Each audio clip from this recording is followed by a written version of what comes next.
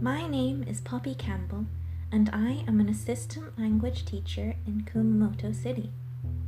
I'm going to be talking about phonics, specifically English synthetic phonics, in the context of elementary school EFL classes, or basically, the best way to teach our students how to read. Essentially, what I'll be going over in this presentation is what phonics is, why it's generally useful to teach, why I think it's important to teach in English classes at elementary schools in Japan, the challenges faced by young Japanese learners of English phonics, how I teach phonics right now, best practice, and at the end I'll show you an extremely easy phonics lesson plan. Here are my sources. John Bald's Using Phonics to Teach Reading and Spelling is very clear and is absolutely worth reading. And I don't have any official training in phonics, so I'm relying heavily on Reading Rocket's Reading 101 course. It's an excellent free resource, and I would definitely recommend taking a look. Here are some phonics resources. The blue book at the top, Shougakusei no Phonics, is the book I use to teach phonics now. It's made for Japanese elementary school students, and it's easy to use and has a ton of great worksheets. Jolly Phonics is one of the first phonics curriculums and is still the standard and very widely used. Genki Phonics is a phonics curriculum made for EFL students. Bingo Bongo Kids and MES English's Fun Phonics site both have free worksheets available to download. Little Owl Resources has free mini phonics cards that you can print out and cut. And lastly, Eigo Phonics is a phonics card game that looks like a lot of fun. So let's get into the real topic of this presentation. What is phonics? Most of us have probably come across phonics before in our own early education, but it's unlikely we identified it as phonics. Phonics is the most common way we teach young children to read, by explaining the rules and patterns of spelling, and by explicitly linking letters or combinations of letters to sounds. Let's think about these three questions at the bottom of the slide. What sound does A make? What sound does X make? What sound does CH make? A makes an A sound. This is nice and simple. When we read A on its own, and often in words, we say A. But is that always true? How about X? What sound does X make? As part of a word, we usually read X as X. Fox, box, Mexico, xylophone. X usually says X, but not always. And lastly, what sound does CH make? CH usually says ch, but sometimes it says sh. We say peach, reach, champion, and sometimes champagne and Chicago. Careful though, CH never says cha. We don't say pizza or richa. Resist the urge to add a vowel sound to the end of the phonic.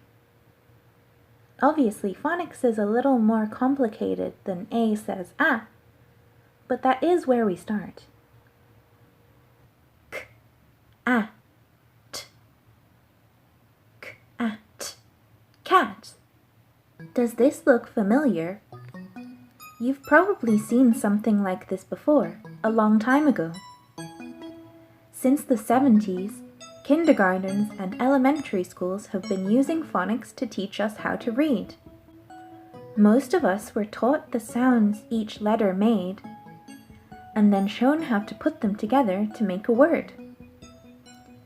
This process of turning the separate phonics into a word is called blending. Going in the opposite direction, to spell cat, you identify the sounds of the word and write down the corresponding phonics.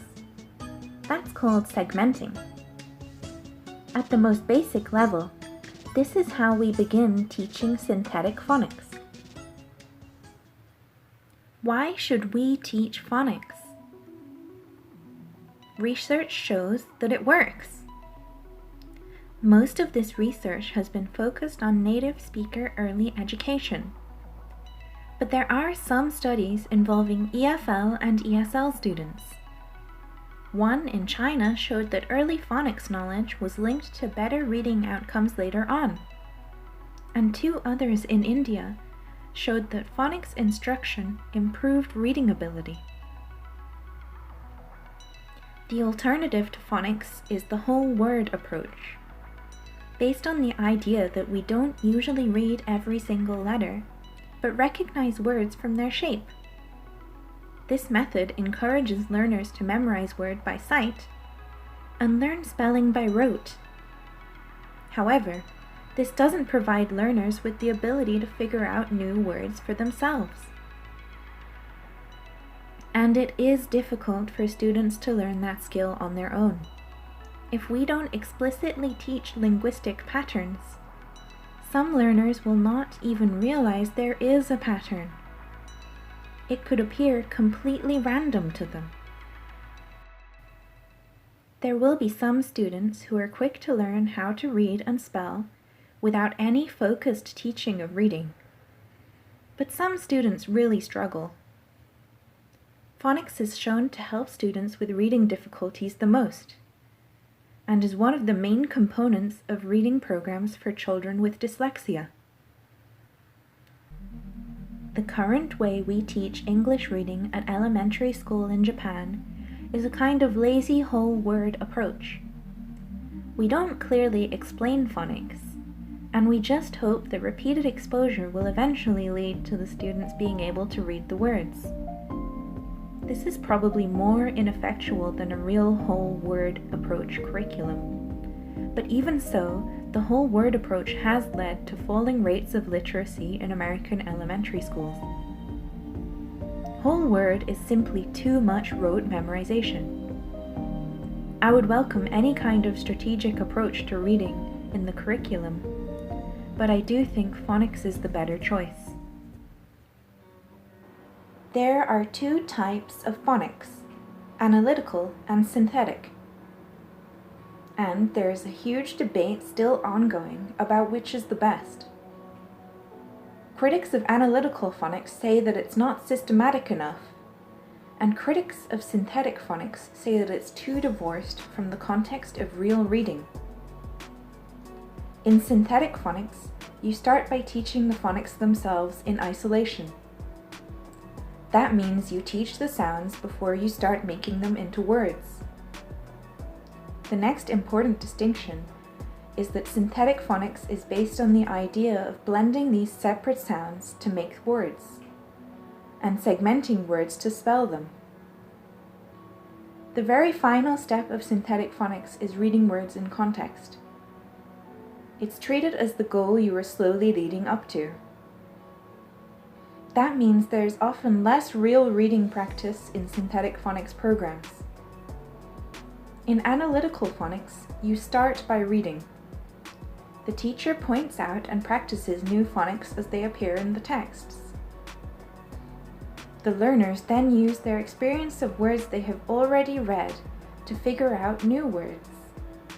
As in, to read the new word bug, the learner uses their knowledge of how to read and spell bat and hug.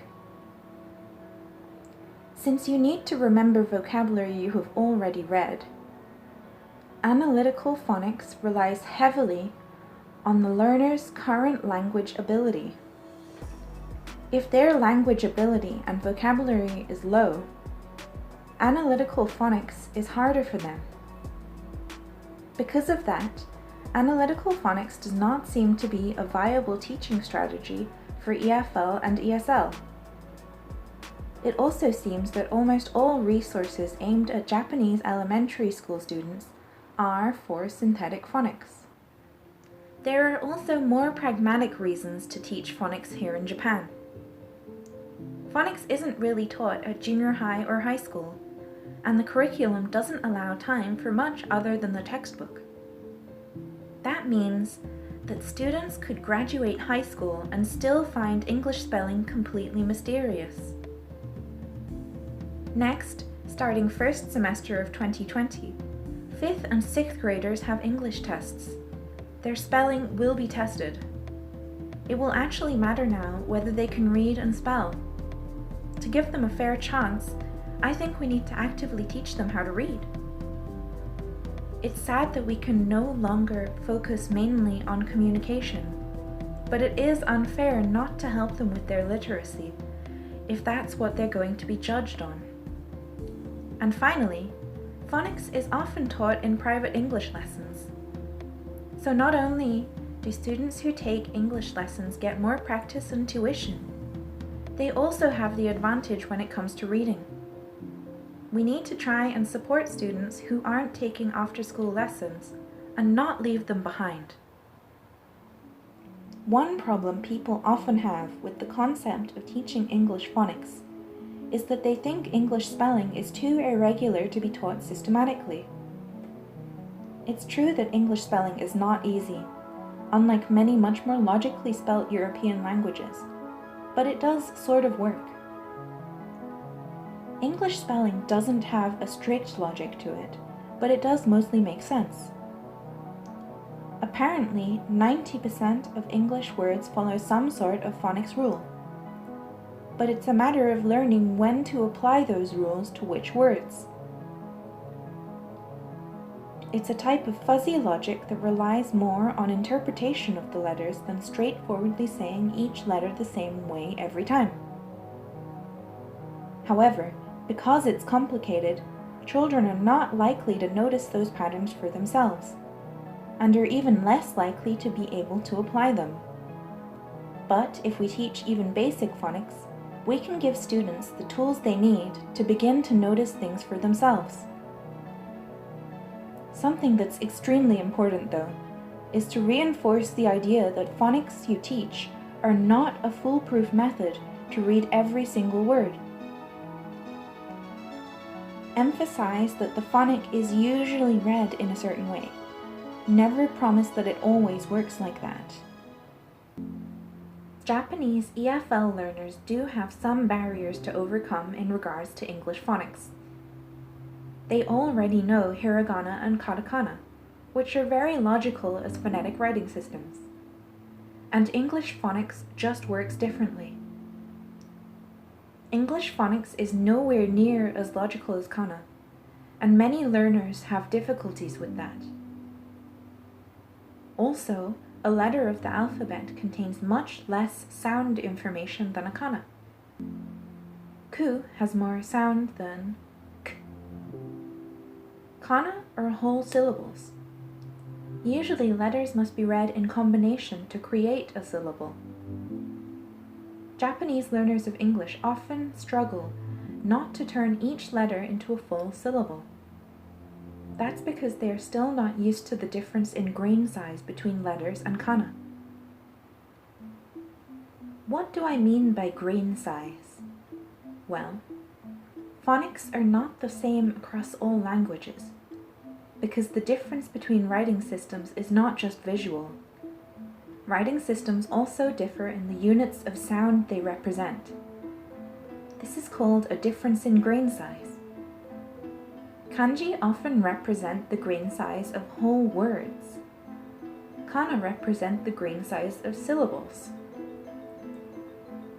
The alphabet usually represents the grain size of phonemes. A phoneme is the smallest unit of sound that can change the meaning of a word.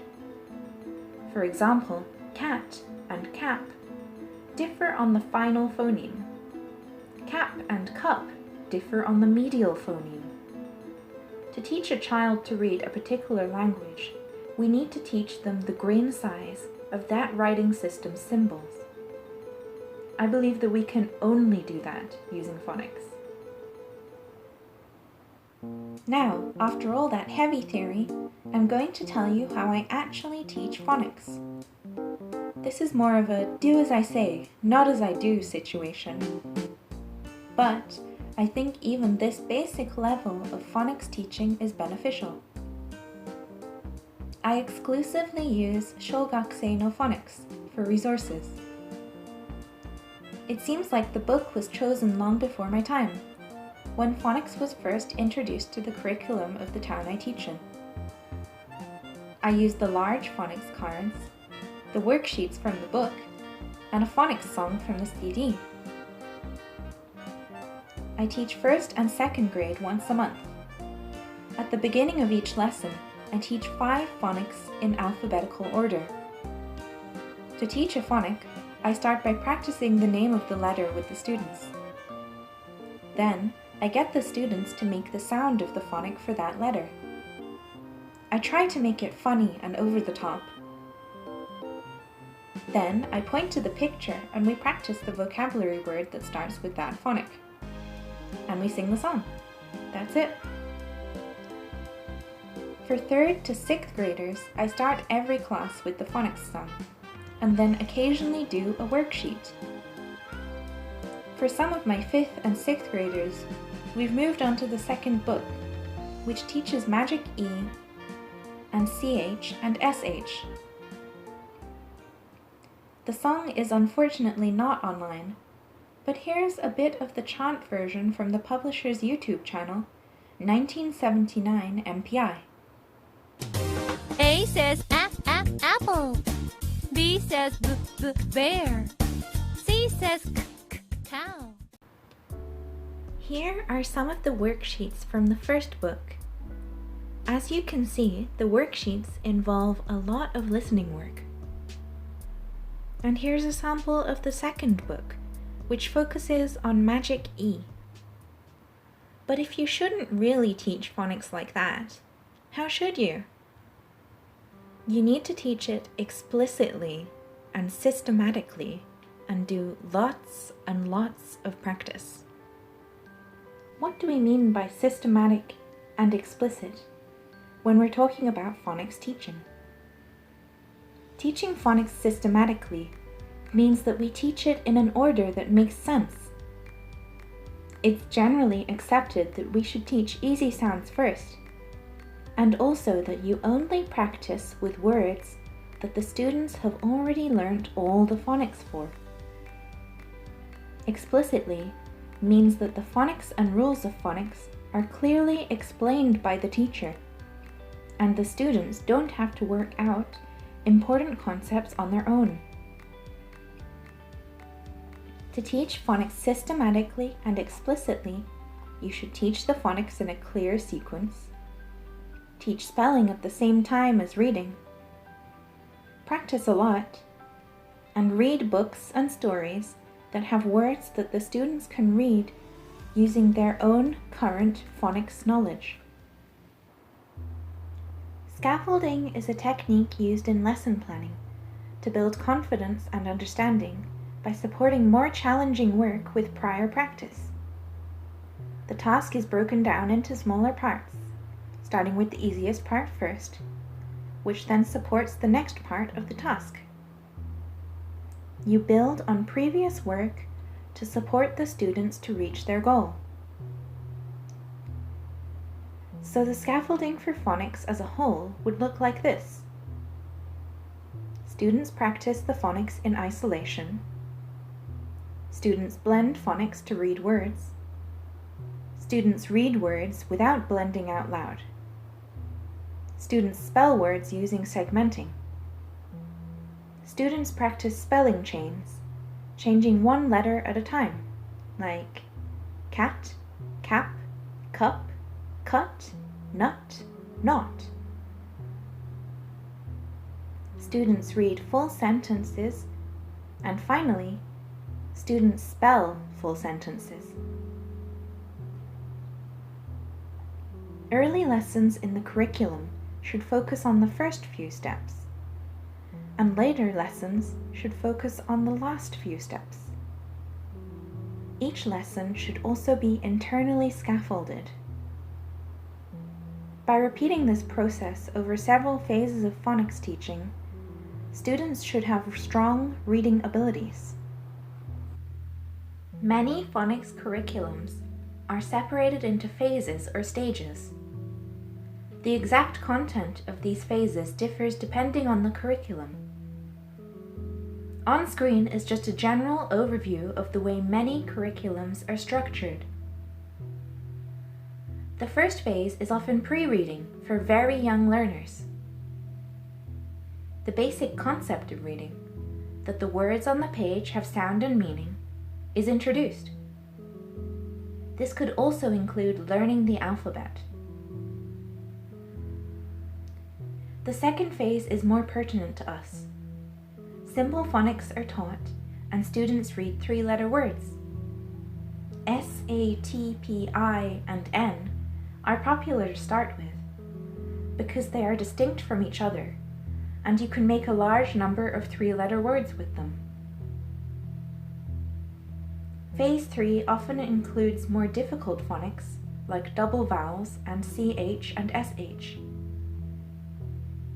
Phases after Phase 3 might include more challenging vowel and consonant combinations, like NG, AW, and IGH. Rules like Magic E will start to be introduced. As well as the phonics becoming more challenging, the length and the complexity of the letter patterns should also increase. Starting with three-letter vowel and consonant words, and moving towards longer words with more difficult combinations. Phonics should be introduced in an order that makes them easy to understand and remember. Do not introduce phonics that sound similar at the same time. There are many different recommended orders, with various rationales behind them. But the most important thing is to keep track of what phonics the students have learnt and make sure the words you're using for practice are appropriate. Multisensory activities are important to help students remember the phonics. But it's also just more fun and interesting if lessons don't follow the same format every time. I think it's really helpful to assign gestures to each phonic. It makes the phonics much more memorable, especially for young learners. You can also play games with mini cards or with phonics apps, and you can sing songs and read picture books. Another good activity idea would be using alphabet magnets or mini whiteboards to practice spelling. Here's a mini card game, and up top you can see little flip charts where you can flip a letter and it changes the word. Here are some phonics worksheets. The ones at the back are from Bingo Bongo Kids, and you can download them for free. You can also see the Genki phonics worksheets and one Jolly phonics worksheet in black and white. You could also make your own phonics worksheets to specifically suit the lessons that you're teaching. An important part of phonics is reading practice. There are graded phonics readers available. These books tell fun and cute stories while focusing on words that contain the phonics for that particular phase or stage. Another option is easy picture books. Because the language they use is more natural and less controlled, they're probably more interesting for the students. But that also makes them harder for the students to read by themselves. It may be best to read these to the class, and then focus on the words the students can read at their current level. That's all the main elements of a good phonics lesson. So finally, what would a phonics lesson plan look like? Phonics lessons should be short, especially if you're introducing new phonics. Phonics is pretty intense for some students, so it's best to keep it short and sweet. It's also probably best to start off with phonics, rather than leave it to the end of the lesson when students are already tired. Start out with something easy and familiar, such as a phonics chant they already know, or you could review the phonics from the previous lesson. Then, introduce the new phonics for that day. Use funny gestures, make the sound of the phonic funny, and get the students to repeat and practice the phonics. Then, do an activity or a worksheet. Make sure the activity focuses on the phonics you've taught and is an appropriate level of difficulty. I know I just gave you a lot of information, and while there's even more theory about the teaching of phonics than I explained here, in reality, teaching phonics is really fun and easy. So please, teach your students some phonics. I promise it's worth teaching.